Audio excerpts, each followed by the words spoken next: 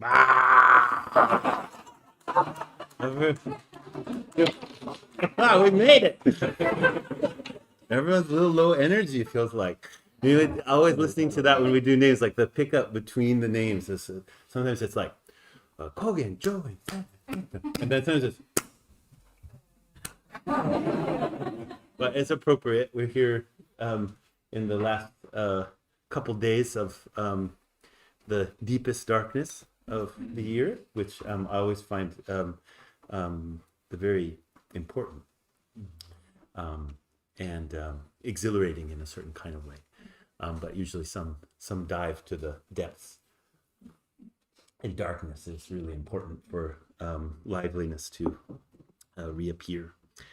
So this morning we have some time for a question and response. And before we get started with that, I just want to encourage people.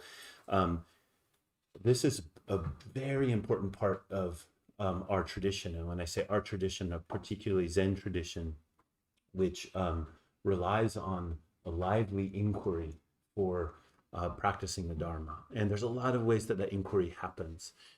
Some more formal, some more intense, some less formal, some less intense. This is an opportunity for a fairly informal type of exchange in which you don't have to be worried about, in some intensity of it. I mean, sometimes, if we have deep questions, then that has its own intensity, but a forum in which you can ask a question really about anything. At the end of the chant, when we begin a Dharma talk, that last line, we say, may we unfold the meaning of the Tathagata's truth. Tathagata is one of the ways that we say Buddha, means the thus come one or the thus gone one. So that Tathagata's truth, which is what we're all studying when we study Buddha Dharma, when we meditate, that's what it's about. It's about the Tathagata's truth. But it's interesting in that gatha, or in that little introductory poem that we recite together, it says, may we unfold the meaning of the Tathagata's truth. Now, in a way, the Tathagata's truth doesn't unfold. The truth doesn't get bigger, smaller, change, doesn't do anything, just is.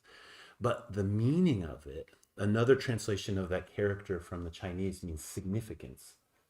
So the significance of that truth. How is it meaningful in my life? How is it meaningful in the way that I am walking, and the things that I'm seeing, and how I'm seeing it, and what I'm doing it, and what I'm doing in the world as a whole? So that's what the path is about. Is that unfolding that meaning through our life. And so question and answer is a way to just put something out there you've been thinking about. And it can be anything. It can be as simple as like, why do you carry that stick? Or what's all this incense burning about? Very practical things like that. Or it might be, I'm working with this thing, or I heard this teaching, or in meditation this happens. Or I wonder this seems to be how the community is. Why is the community like that? Or is there anything important about that? Or couldn't it be different? Any type of question is really, and it's not just helpful to you. Whatever question you're able to bring forward, it is helpful to everyone, right? So it's a kind of generosity to be willing to ask, because that generosity is helpful to me, but it's also helpful to the whole community. So that's my pom-pom talk. Let's shaking. Angel. Hi. Road Yeah. The road verse, which is a lovely teaching. At the end, we free all living beings. I need help with that. Yeah. We all do. I'd like to do that. Yeah. This is a great promise of the Buddha Shakyamuni's declaration of awakening. And the Buddha Shakyamuni, when he was sitting underneath the Bodhi tree, and upon seeing the morning star, said, I, the great earth, and all beings at the same time attain to the way. Now, attaining to the way is attaining to freedom. It is becoming free. And so the Buddha said right at the beginning that freedom is true. Everyone is part of that freedom. And so Buddhism, or Buddhist practice, is here to wake us up to that freedom. Now, I think our one of our misguided notions about freedom is that it is without turmoil or difficulty. And so when we think about freeing all living beings, we think, how could all beings not live with any difficulty? Like, that's how we kind of imagine it. But I think that's a mistake. I think actually difficulty is one of the deep expressions of our freedom. And so maybe it's better to read that line rather than we free all living beings. We could read it something like, we will cherish the freedom of all living beings. And that becomes our work, our shared work. Where do you run into a hindrance with that work? It's complex, as you just explained. So to really embrace that, it's challenging. One level, it's simple, but not really. So I hit the not really. Saying, okay, how do I navigate? And the teachings are there. Indeed, if you engage them, they inform you, and yet there are these difficulties. Yeah, and so notice that in the Buddha's exclamation, he says, attain to the way, attain to the path. And that's another place a little bit related to that, our aversion to difficulty is also our grasping after a place. There's the other thing that makes it complex, is we're trying to nail it down as a place. And in that, that's very natural for us to do. Oh, I get to this place and then everything will be good. People will be happy. But the Buddha expressed this actually as a way. In one of the old teachings, very old teachings called the Questions of Milanda, who was a king in South Asia. And there's a famous monk who's trying to explain nirvana to this king.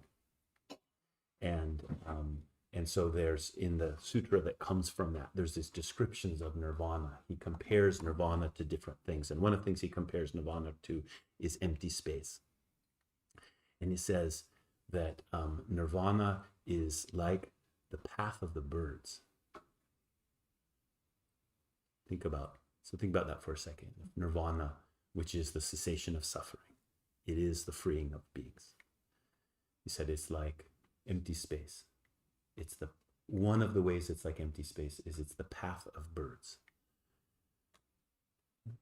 It's not just the the fact of the emptiness of the space. It's that the birds fly through the space. And the traceless flight of the bird, which is the whole sky. You see, like, I'm not trying to be too like Zen here. You think about the bird flying through the sky, the bird in that total spaciousness of the sky. The bird and the sky are not separate at all. And they actually totally rely on each other. You know, there's that singular bird, what I call sky. That bird is included in what I call sky. And so it's just passing through tracelessly. And that's a quality of nirvana. It's not just, he didn't just say it's space, like it's just like this inert thing, which is totally abstract, by the way. Like our thought that there's just some space. That's not, we think that's very natural, but actually it's very abstract, kind of hold space, this idea of empty space. But so he's making it come alive. He says it's a path of birds. You know, they come through. So I think about that line that way. You know, it's not how do I save all living beings? How do I arrive at the place where all living beings are saved? But how do I manifest the totality of the sky in the singular activity of walking the path? And there's a great freedom in that. Hi.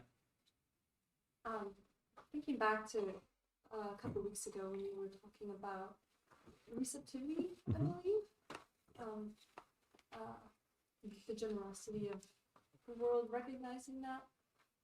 Something I was contemplating in session was the offering side of that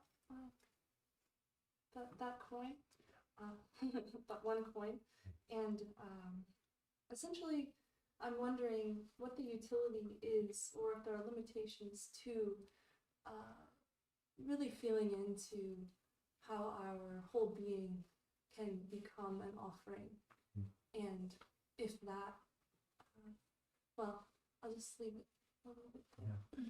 What's your worry about the limitation? Well, I guess, I mean,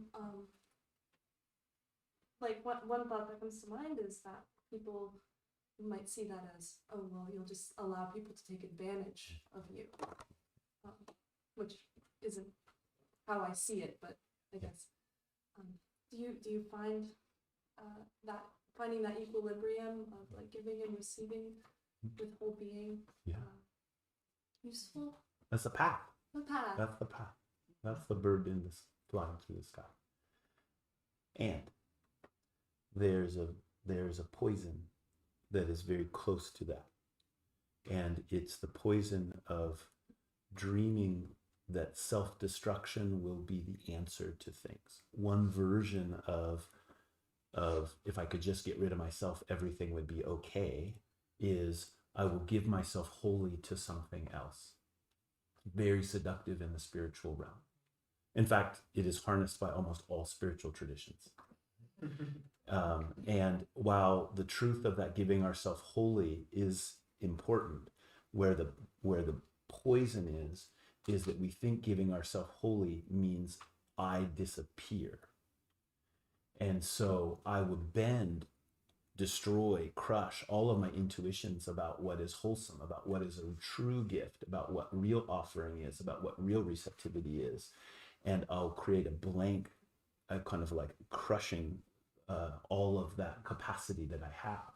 But a real offering is the offering of ourself, not the destruction of ourself. And so it comes through our own unique causes and conditions. It comes through our own unique place in the world. That's what we can offer. And when we stay attuned to that, then the kind of being taken advantage of, etc., the medicine's in there, because I'm not trying to destroy myself in the process of offering. I am offering myself. And all of those causes and conditions and limitations and boundaries come along with that offering, rather than thinking the offering as being some kind of destructive process. Now, we don't think about it when we're going to give ourselves over to something. We don't think of it. We're not cognitively thinking, oh, I'm going to destroy myself. Ha ha ha. I don't mean that. But I mean that we do have a deep-seated, almost all of us have a deep-seated karma that believes that self-destruction is a viable solution. And that shows up in a lot of different ways, and that's one of the places that it does. So this is why when we give, traditionally giving offerings, and during Session I was talking a lot about the story of Sujata, who brought the milk offering to the Buddha after the Buddha gave up ascetic practices. And if you listen to that legend, one of the things I think is so beautiful in the detail of that is Sujata, she's a head woman of a household in a village that's nearby where the Buddha is practicing. And she's without child, and she wants to have a child. She goes to the woods, and she's praying to the tree spirits, which was a very common spiritual practice at that time. Perhaps some of you would like to revive it. I highly recommend it, actually. And she prayed to this tree spirits to have a child. And when she became pregnant, she put this offering together, and she brings it, and the Buddha's there sitting underneath the tree, and she thinks the Buddha is the tree god. And she gives this offering not to the idea that the Buddha is the Buddha, but she gives the offering to a tree god, and the Buddha receives it. And the reason I'm emphasizing that detail is Sujata does not stop believing in the tree god to invest in the Buddha's awakening. Right? She doesn't have to become a different person. She doesn't have to rearrange her whole belief system. She doesn't have to do all of these things to perform what I believe to be the pivotal moment of the Buddha's awakening that he received. Up until that moment, he didn't receive. I mean, he was receiving totally, but he wasn't awake to it. And this is the moment where he learns the truth of receiving. And so I think that's a beautiful legend to help guide us in thinking about, if I'm making an offering, it's not about reforming myself. It's about, from where I am, how can I offer? And I think that's a very safe thing to do. Mm-hmm. It's challenging, but when we do it that way, then there's a lot of safeguards already inside of the truth of that. It makes me think of right effort, the necessity of effort. Yeah. It seems like self-destruction is, I want to say lazy, but it's kind of giving in to something that isn't so challenging us to actually step up and face. Yeah. Yeah. 100%. Mm-hmm. So the words enlightenment, awakening, and attaining the way. Yeah. So are they all the same, or what is the relationship? Yeah. So another one I'd throw in there is actualize. Right. That one is also there. So two sides to this coin. One is they're all the same thing, and you can use the different nuances of the words to give you a broader access to the what's trying to be presented linguistically that can't be presented linguistically. So it's giving you more access to the journey of trying to live out the Buddha's awakening when you use different words, like different doorways into the same building, we could say. So that's one way for us to understand the differences there. If you go into some like studying texts, and there may be particular times where a teacher or commentator is using one in a different way, and they're trying to emphasize one of those doorways. And in that case, it can be helpful in that kind of study to start to gain an understanding of why a person might use one word or the other. What's the quality of that gate versus the other gates? And so in that way of thinking about it, we can think about enlightenment, awakening, and actualizing. Those three are the three that are usually used the most. And enlightenment has a lot to do with noticing, like you see into. And that's one quality of awakening, is the seeing into. The translation enlightenment has to do with where the West was when that word was coming. Right? Where the West was philosophically, etc. That's what that term got chosen. It doesn't mean, it has nothing to do with like bring light into the characters in Chinese. But it's like you could say it's kind of visionary. It's like we can see into things. Awakening is more like if enlightenment is like seeing into, awakening is like the whole body and mind knowing something that it didn't know before. So that's, we say, like you wake up. It's not just that you see things in a different way when you wake up. Now you can move your body. You can, you have that whole body is now present to you. And actualize, which is the term that Dogen uses the most often, Dogen Zenji, the founder of this school, is not about your experience. And that's why I think it's really important. That's why I'm going to the trouble of explaining these different things. We almost always think about enlightenment in terms of an experience. And that's natural because we're all unbelievably addicted to experience. We believe that experience is what life is. But experience is the stuff that shows up in the little window of your moment to moment living, which you call experience, is one facet of life. And so actualize points at something which is more fundamental than what shows up on the movie screen. It's about how you are in the world. How you are. how you are in the world. It's about being. And so to actualize means not only to have some insight into or some awakening to things, which are both point to experience, but to become. So in the case of the Buddha, so he became the Buddha. His awakening was also the actualization of the Dharma, right? And so in our practice, we should also pay attention to that it's not just about what we experience in meditation, for example, but it's about what we actualize through meditation. Many things change in places which you cannot see. And the only way you can know about them is the quality of your experience shifts.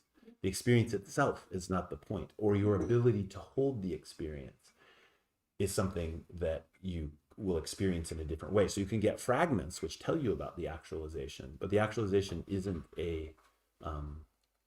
it's like an embodiment. And so it's so fundamental you can't see it. So little lecture. Uh-huh. Oh, and so attaining the way, the reason I love that gateway is because it reminds us that it's not a thing. Yeah, it reminds us that it's as correct to call it a movement as to call it something. My teacher always said to me, he said, there's no such thing as satori. For those of you who speak Japanese, satori is what's translated as enlightenment. Right? So there's no such thing as satori. There is only satoru, which is a verb, which means to enlighten. So he'd say, there's no enlightenment, there is just enlighten. And you got to do it every moment, forever. Otherwise, it was never done once. He would say the same thing when people came to learn. Almost no one sat meditation with him, which was not a big surprise to me when I heard him first give meditation instruction. After meditation was done, he would say, okay, you have sat one period of meditation now. You must sit meditation every day for the rest of your life, or it means that you never sat even one period. And then no one would come back. And I was like, I wasn't sure if that was a wise move or an unwise move.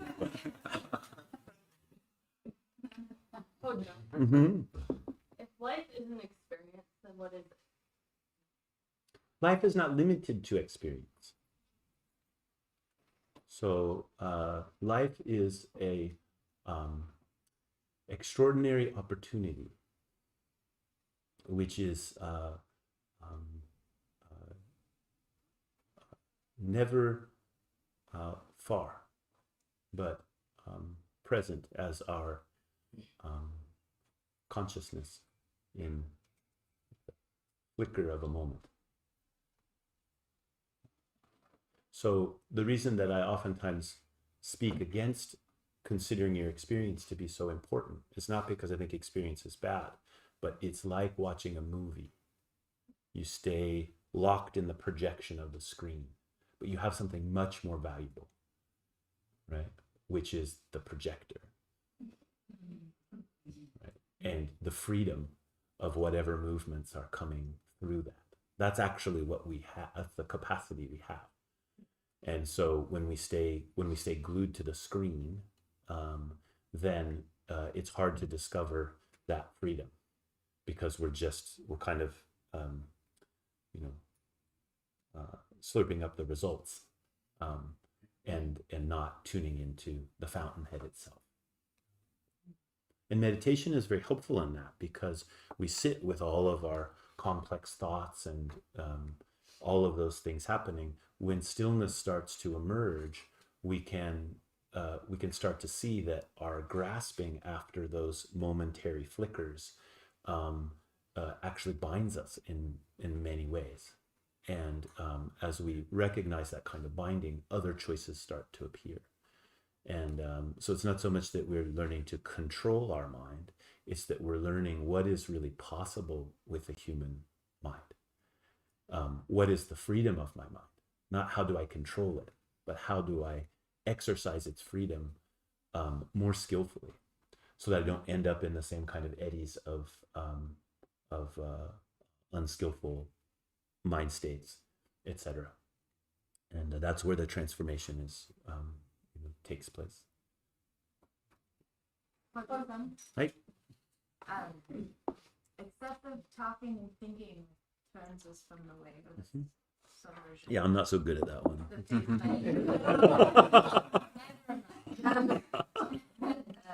I was curious about your words of wisdom on using words of wisdom.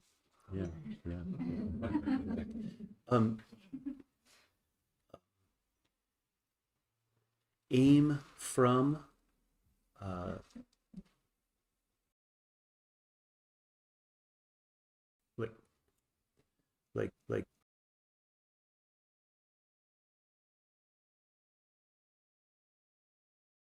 like not what is the target out there that's true that I might be able to hit with my words if I was clever enough with them or skillful enough with them, but the kind of truth that is like I'm aiming from what I know to be true, what I know to be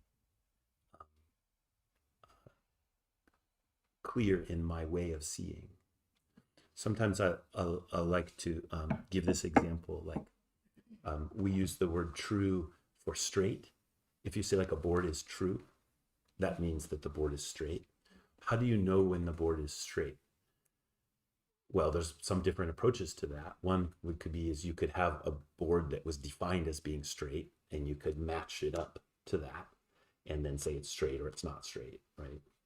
But that's mostly not what carpenters do. Mostly what carpenters do is they pick it up and they look down it. And what they're telling is it true to itself. What's the relationship between, all the way down the board? How is it when you're looking down the board? Have people done that before? It's really fun.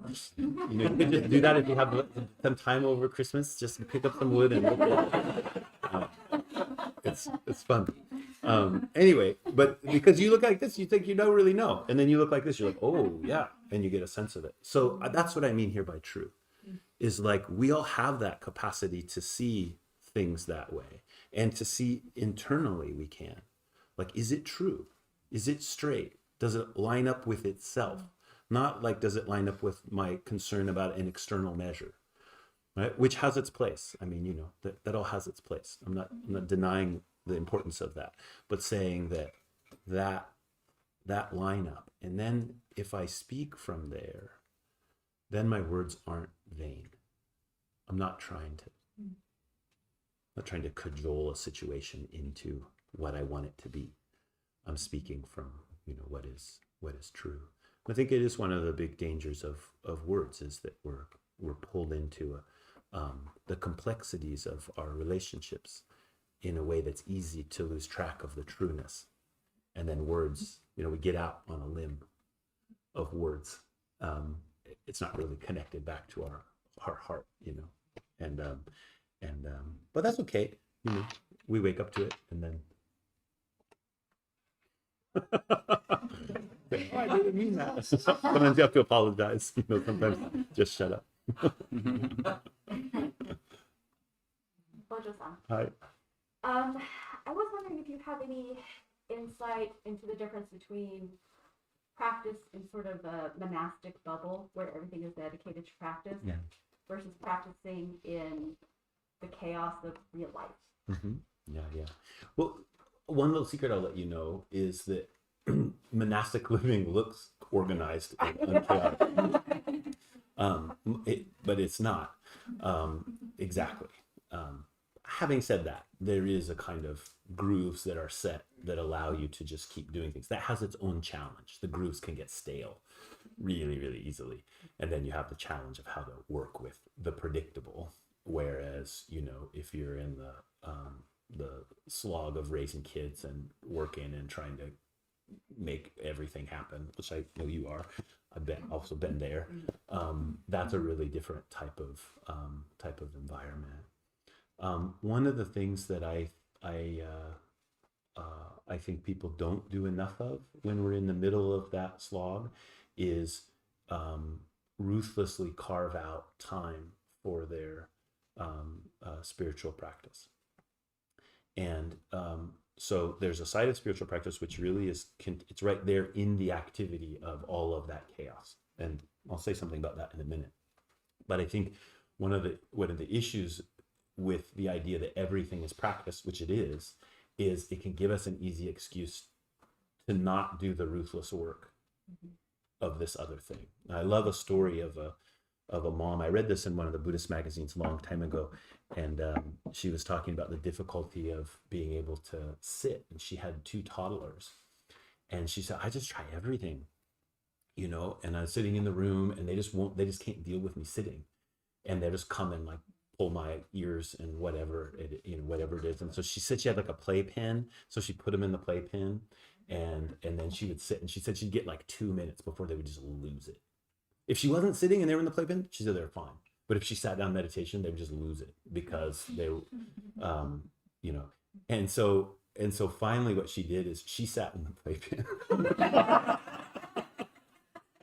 and they were on the outside. And she said then they were totally fine. And she could sit, you know, for 20 minutes or something. And they were old enough that they could get along. And she was in the room, you know, and the door was like, they couldn't go out wander in the street or whatever. So she had kind of set up a situation. So she said, yeah, I sit in the playpen. And they sit out and they feel kind of like special because I'm in the playpen and they're not. And they feel, so I love that story because it's funny. And it also shows a little bit of what the kind of ruthlessness of making the time can look like. But also there's something a little like symbolic in it, where I think oftentimes we're not willing to sit in the playpen. We're not to say like there is a cordoned off place in my life where this is going to happen. And that's something that, monasticism in a larger sense, that's part of what it's doing for the whole society, is it's saying there is a place that is going to keep doing this no matter what. And there, it's in various levels of cloister, but you can join it. And if you're there, that's what it is. And the people that are there are just holding that, those ruthlessly carved out forms for the ability to be able to keep practice alive in the world and to keep the Dharma alive in the world. So in our own life, we need to create that. And it's not easy to do. And there's lots of different kinds of tricks you can use. When my family and I was living here at the temple, as a priest, I was getting up every morning and practicing, and my wife was taking care of the kids. And that's, that was a huge gift to me from her. So on Saturdays, I always was like, I take care of the kids. I couldn't repay her kindness, but at least on Saturdays, I could be the one who did that. But I always wanted to sit on Saturday morning. I'll just give you an example of the kind of what ruthlessness can look like. So I would get up in the morning and I would, go to bed the night before. Sometimes I'm really tired, but I would make a point of setting my alarm to get up, a chunk of time before I knew the kids would generally get up, especially Saturday morning. And then I would come downstairs, and my office was where the temple office is now, and I would sit meditation. And my rule was, if I hear anything, like that sound of the foot hitting the, if you're a parent, I love that sound. I miss that one, the dunk, it's like, okay, here we go. Here's another one. And so anything I would hear, then if I had been sitting for 15 seconds or 2 seconds or an hour, that wasn't the point. The point was I'm gonna go, I'm gonna do that. And so that kind of agreement I made with myself allowed for something to happen there. And it was actually very beautiful and creative practice to be able to meet my kids as the thing which ended my Zazen period, whatever that was like. So I'd encourage you to really find the closet wherever the place is. And then when we're doing that, then Zazen, just Zazen. Don't think like, I can't do it long enough or any, it's no time. Just don't keep track of that. And then regard the time in Zazen and the time outside of Zazen is exactly the same thing. There's nothing to drag from Zazen into the rest of your life. And there's nothing from the rest of your life to drag into Zazen. They will meet and intermingle even when you don't want them to. You don't have to do any extra work there. Just let the straightforward practice of life be just like the straightforward practice of Zazen, rather than trying to pull them into each other. Mm-hmm. Some Zen communities have a much larger emphasis on like our more Western ideal of melody and harmony and chanting. Mm-hmm. They sing, Mm-hmm. and that seems not so emphasized here. I'd Mm-hmm. love to hear your thoughts on that.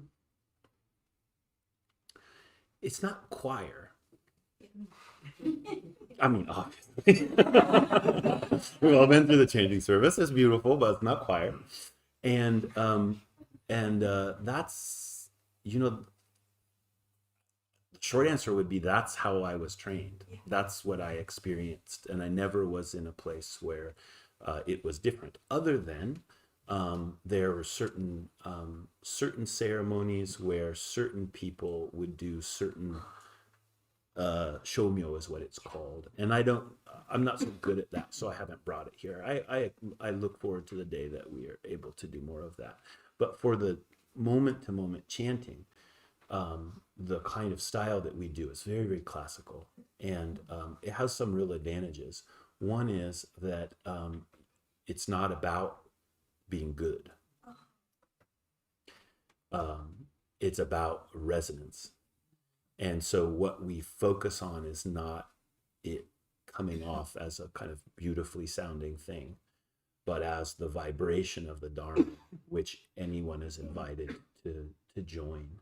And there's always an unfolding exploration of where is the pitch, how available is that to different people, etc. So there's always that ongoing dialogue, not dialogue. What is it when everyone talks at once? Chaos, yes. The unfolding chaos of chanting together, which it really does evolve. And depending on who the chant leader is and how they're leading and who's in the assembly and how they're paying attention to things.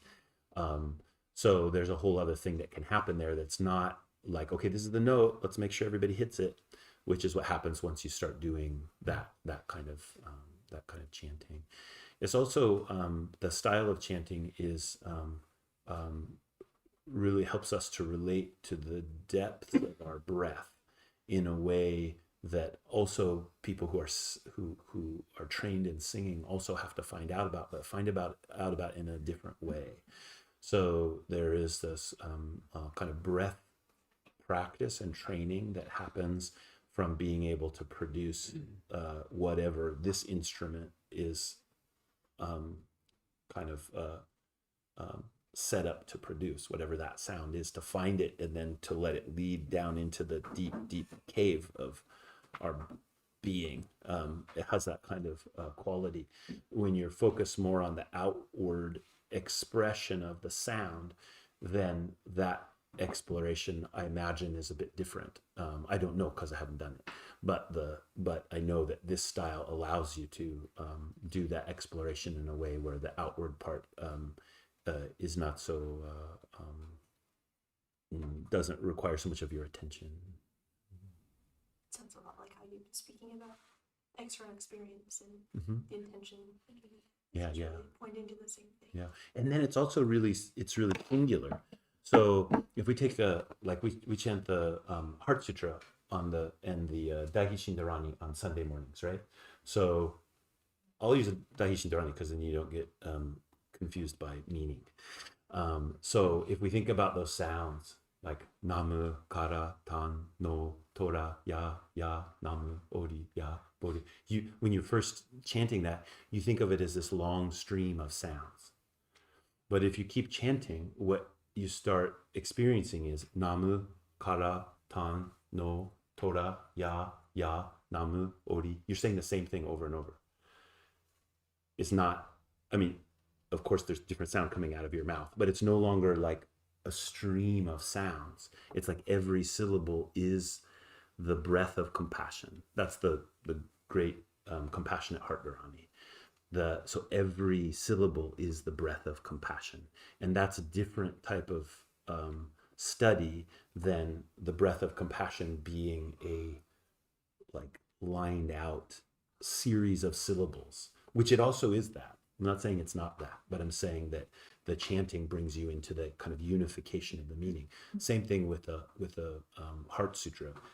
In Sino-Japanese, kan, ji, zai, bo, sa, gyo, jin, ha, ya, ha. Every one of those is the whole sutra.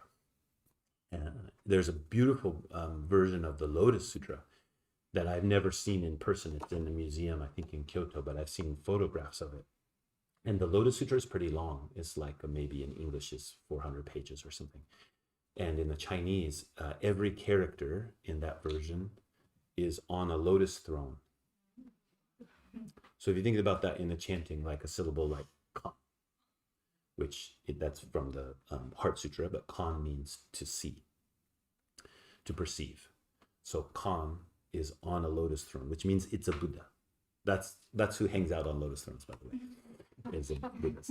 So that's the meaning of having every character of the sutra on a throne, on a lotus throne, is that it's not just the relationship of characters to each other from which meaning springs forth. Each character is singularly presenting the truth of the Dharma. So our chanting also, could you do that with rhythm, or not like with a melody? Perhaps, but this style of chanting is more geared into that type of understanding. Hi. What do you consider to be most important about your role as a leader?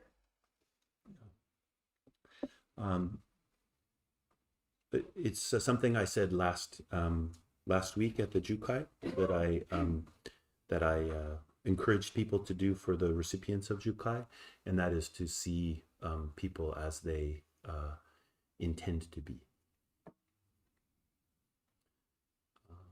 And that seeing then becomes not just a moment of a momentary seeing. It becomes a journey of inquiring into what is that and how does it unfold for individuals and then for community. So that in some sense is vision,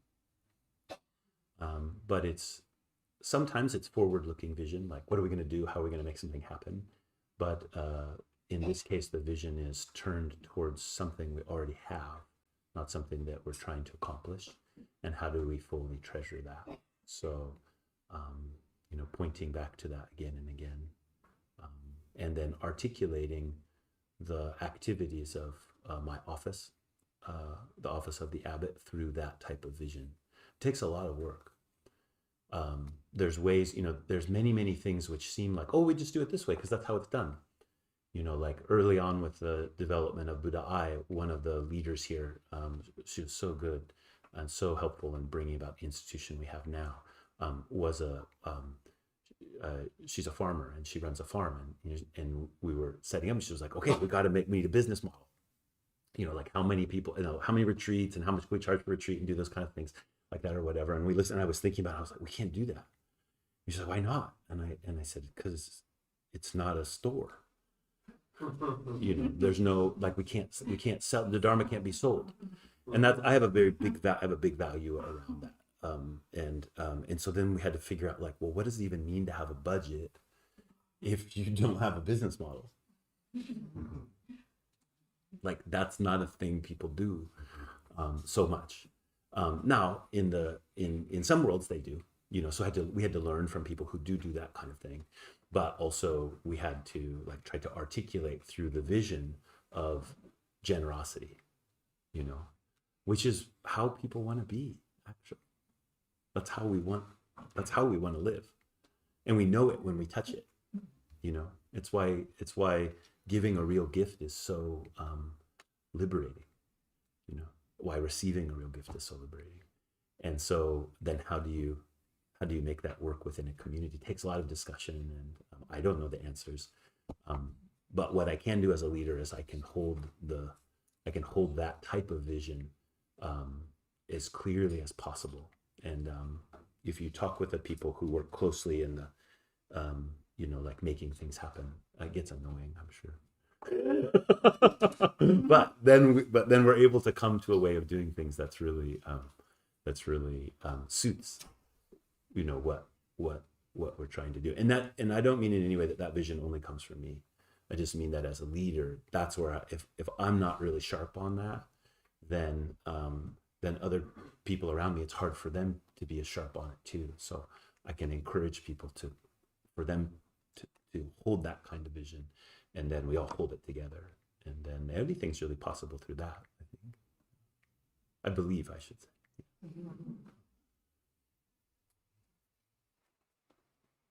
Okay, how about some Christmas shopping and cookies and coffee?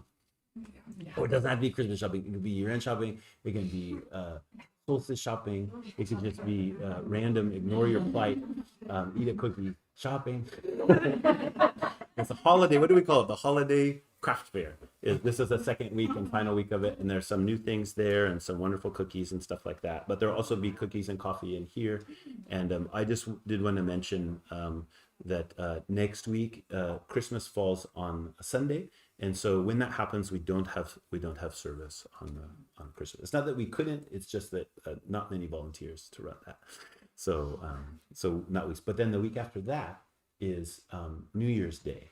And then, so that Sunday, things will be a bit later. They'll be, I forget if we start at noon. Does that sound right? I have to look at what we do every year and then put it back out there. I think it's noon. And it's so fun. So please come, even if you stayed up all night. We have a tasty mochi, which is made by the community. And I'm going to have to make the broth this year because my wife's going to Japan. Really delicious Japanese New Year's food, and then we do the revolving of the great Prajna scripture, and it's energetic. There's no meditation, but there's lots of Dharma moving around and then enjoying of company. So I highly recommend you come and bring people. It's kind of a very fun event. I think it's very fun. Revolving the great Prajna Paramita. Doesn't get any better than that.